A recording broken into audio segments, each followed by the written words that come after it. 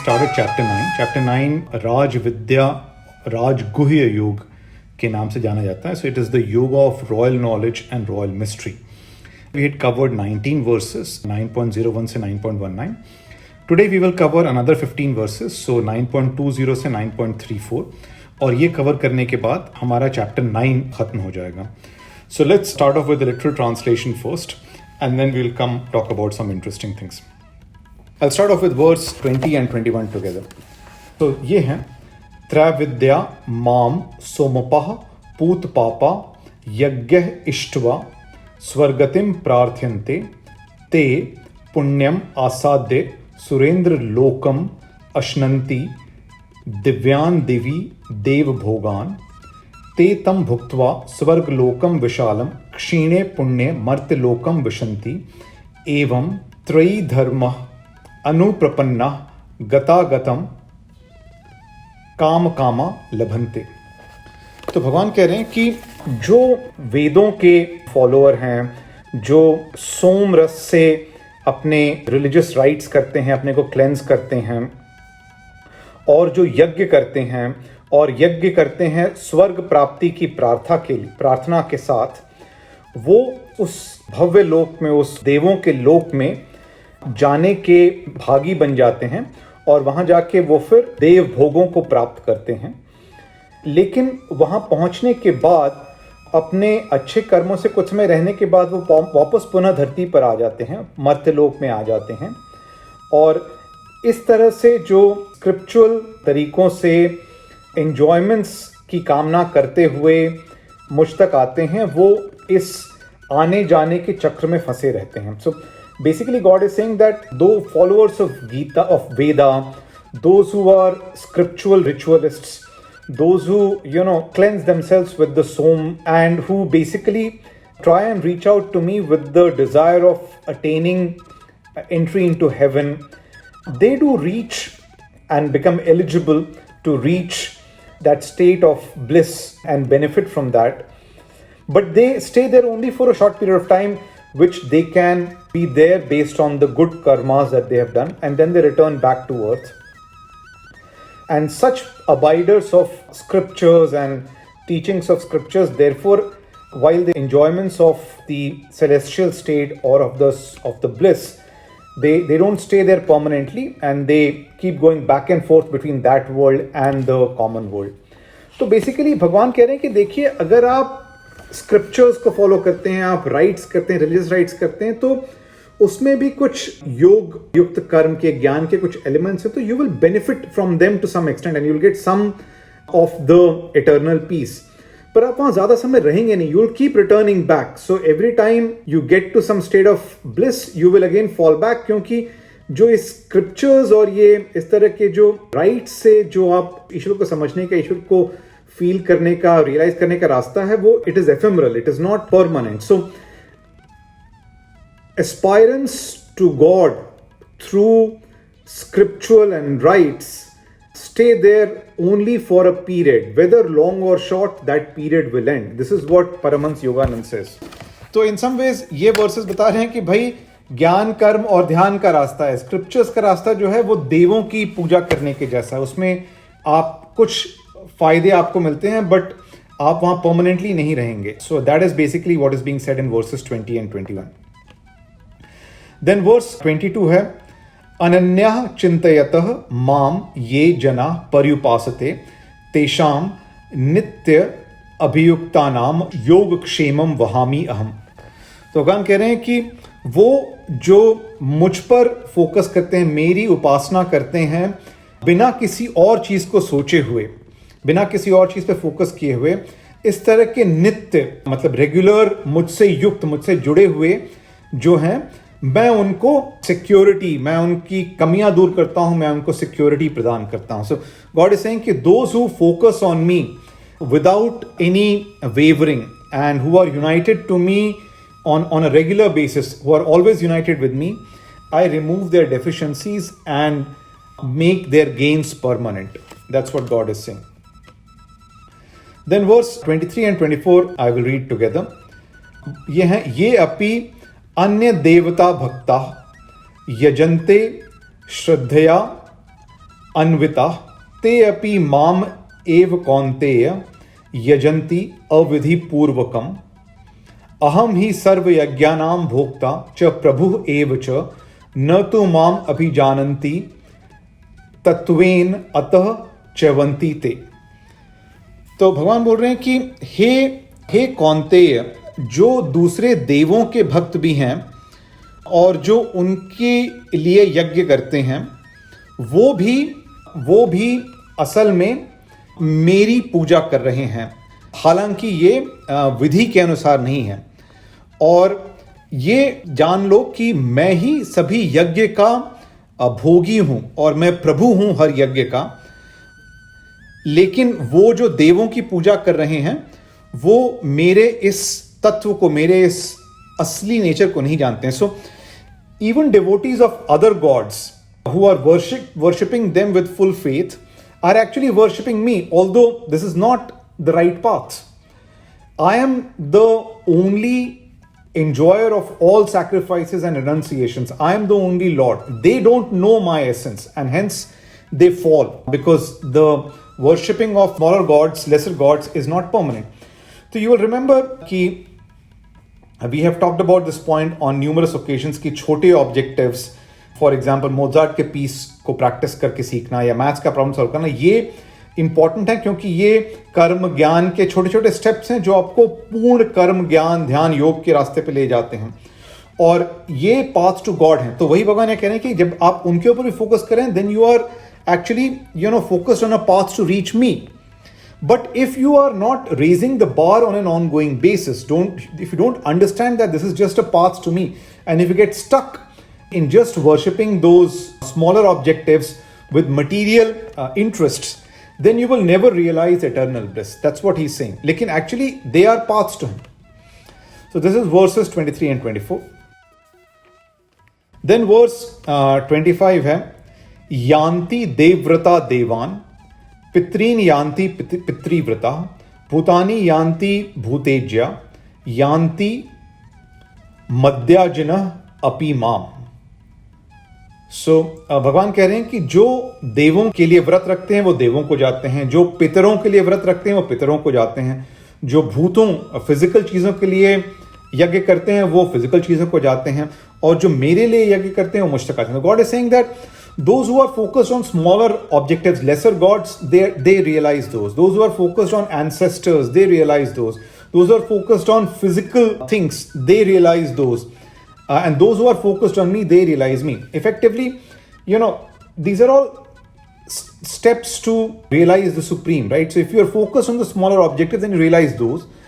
If you raise the bar and focus on me, and if you go the full hog on the paths to God, whether it is the path of right action, path of knowledge, or path of meditation, you will realize. अगर आप मुझ पे focused हैं और ज्ञान योग, कर्म योग, ध्यान योग से मुझ तक आने की कोशिश कर रहे हैं, then you will realize me. Otherwise, you will realize only those lesser objects. But उनको आप realize करेंगे।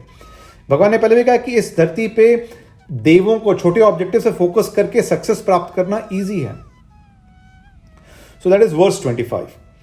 Then verse 26 is पत्रम पुष्पम फलम तोयम यो मे भक्त्या प्रयच्छति तत् अहम भक्ति उपहृतम अश्नामि प्रयत आत्मनः। तो भगवान कह रहे हैं कि जो मुझे श्रद्धा के साथ, भक्ति के साथ एक पत्ता देता है, फूल देता है, फल देता है, पानी देता है, उसको मैं वैसे ही एक्सेप्ट करता हूं और उसको मैं खा लेता हूं, अगर वो स्ट्राइव और डिवोशन के साथ किया गया, प्रयत्न के साथ किया गया। सो any offering of a leaf, of a flower, of a fruit, or water to me with devotion and with effort and with the right intention is accepted by me.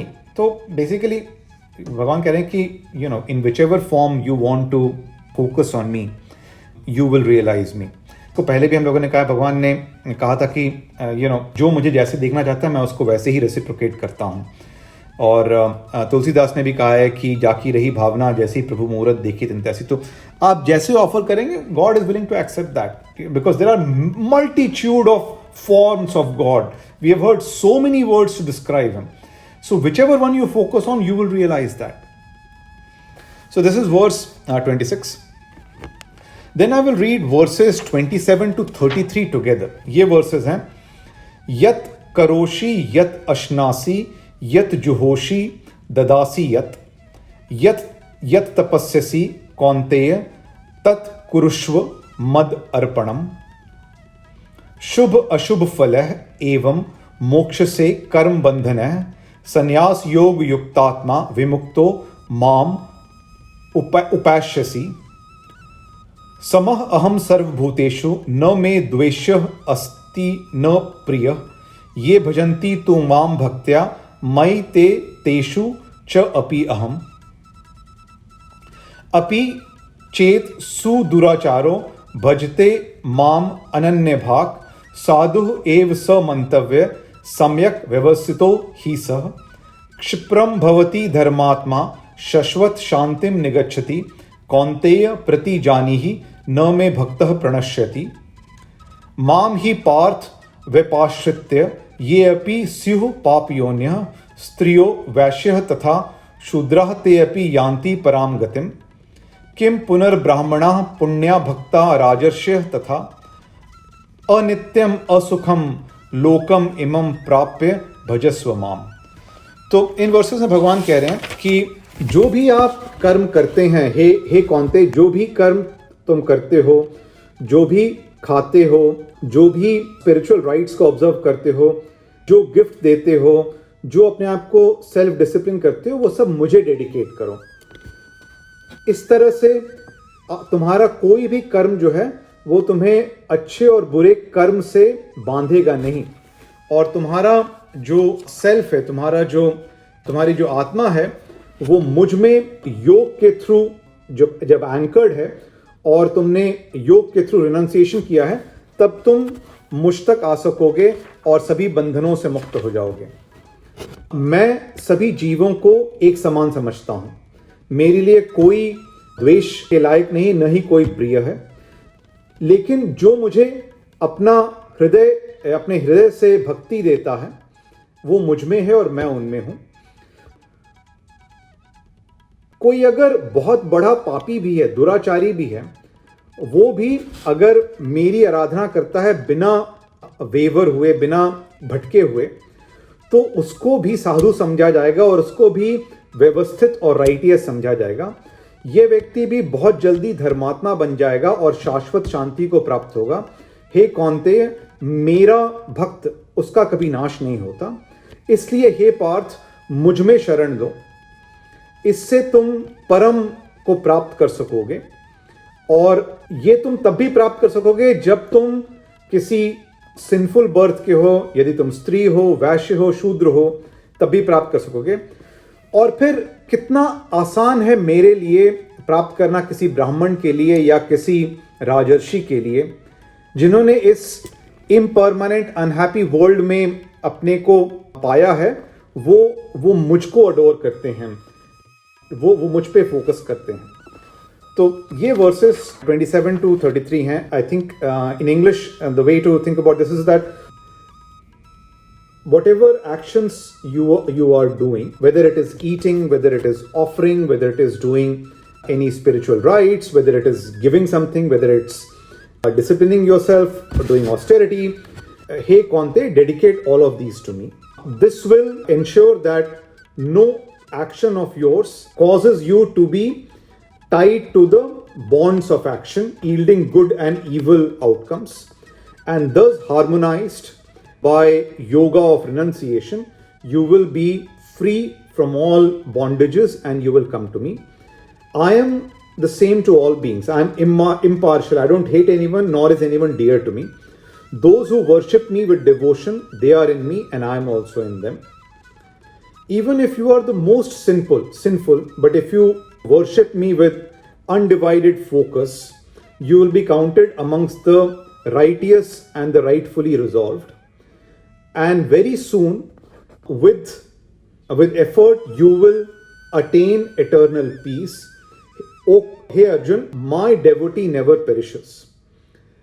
So therefore, take shelter in me, and this will take you to the supreme happiness. Whether you are of sinful birth, whether you are a woman, whether you are a Vaishya or a Shudra, and therefore how easy I am to be attained by a Brahmin and a royal sage who are in this transient, joyless world. They should all worship me.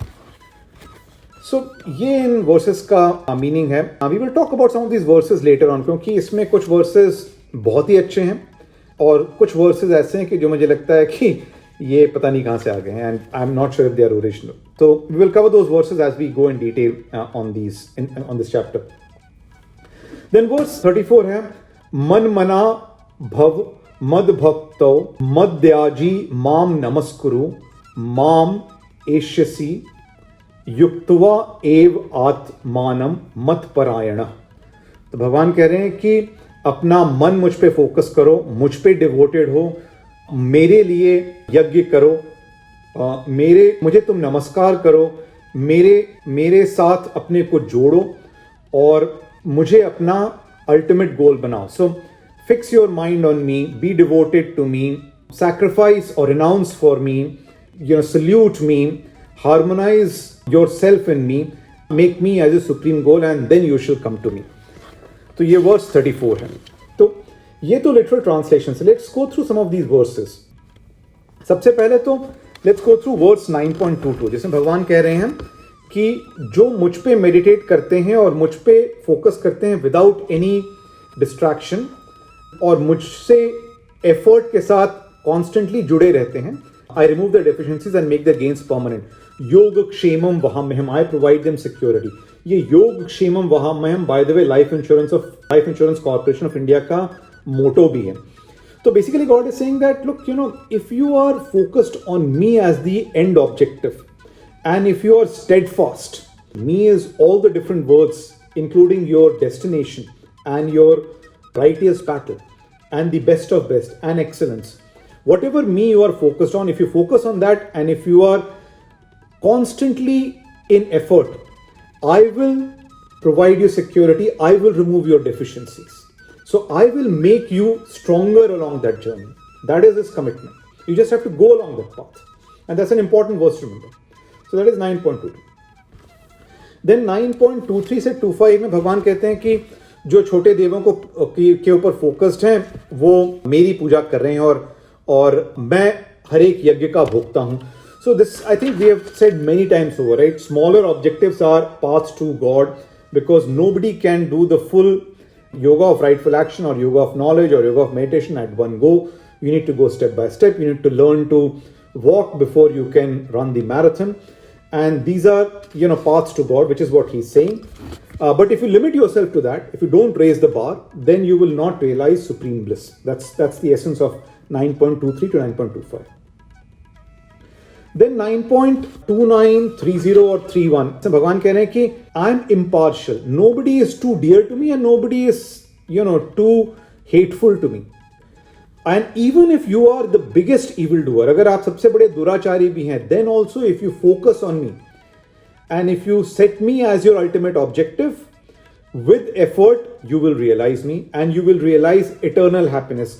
Verse 31 में word आता है शाश्वतः शांतिम निगच्छति, eternal bliss, शाश्वत शांति. हम लोग बार बार इस word का use करते रहे हैं. शाश्वत शांति स्पेसिफिकली लिखा हुआ है वर्स 31 में. क्षिप्रम भवति धर्मात्मा शाश्वत शांतिम निगच्छति, कौन्तेय प्रतिजानीहि न मे भक्त प्रणश्यति. हे Kaunteya, please know that my devotee never perishes, and even if my devotee is one of the biggest evildoers, if that devotee makes me the objective, that devotee with effort will reach eternal bliss. That's what God is saying. So बहुत important है verses 9.29, 30, 31. Then 9.32 और 9.33, honestly I cannot relate to these verses कि भगवान differentiate कर रहे हैं ब्राह्मण और राजर्षि में और स्त्री, वैश्य और शूद्र में. भगवान तो पहले 2 लाइन पहले भगवान कहते हैं कि मैं किसी के प्रति इम्पार्शियल नहीं हूं, मैं न मेरे लिए कोई प्रिय है न अप्रिय है, और यहां पे डिफरेंशिएशन हो गया. ये सब मुझे बकवास लगता है and genuinely I don't relate to these verses and I will honestly want somebody to do a AI based analysis of the Gita कि इसमें कौन से ओरिजिनल हैं और कौन से बाद में ऐड हो गए हैं. Please ignore versus 32 and 33. I think the basic point that God is saying is in verse 34, which also has to be interpreted correctly. जैसे भगवान कह रहे हैं कि Make me your objective. I am your objective function. And this is what I keep saying. God, भगवान धर्म युद्ध का ऑब्जेक्टिव है, उद्देश्य है आपके कर्म का. And he's saying that fix your mind on me, be my devotee, focus on me, do sacrifice or yajna for me, unite yourself for me, make me your highest goal. mat parayana, साफ साफ कह रहे हैं, make me your goal, and then you will realize me. So the goal, the goal of righteous battle, and that goal could be excellence, that goal could be being the best of the best, that goal could be anything, but that is God. Your objective, the objective in the righteous battle, whether it's winning of the soul over ego, that's God. और वही इसमें कह रहे हैं. अब ये नहीं कह रहे हैं कि भगवान के सामने हाथ जोड़ के नमस्कार करो. That is not what he's saying, if to interpret these verses correctly. So that is 9.34. And बार बार मुझ, मैं, who's this me? He is describing himself. He's used numerous words. He is the physical form, the unmanifested. जीवन मृत्यु, life death भी वो हैं, सत असत, living non living, energy वो हैं, एक्सेलेंस हैं, बेस्ट ऑफ द बेस्ट हैं, सही ज्ञान, बुद्धि वो हैं, माता पिता, सुहृद, नरिशर, सपोर्टर, फाउंडेशन वो ही हैं, essence which is radiance, self discipline, strength, taste, fragrance वो भी वही हैं. He is the eternal life seed. And he is also the good, bad and ugly. He is the good, सत्व भी वही है, पैशन, रजस भी वही है, एंड इग्नोरेंट, तमस भी वही है. ही is the destination and the paths. And whoever focuses on him will attain bliss. The question is which him, and that him is the sattvic or the good him, the essence, the best of the best of the best. Make that part of me as your objective. Make that part of me as your objective is what he's saying. Let me stop here. With this, we have finished chapter 9. Thank you.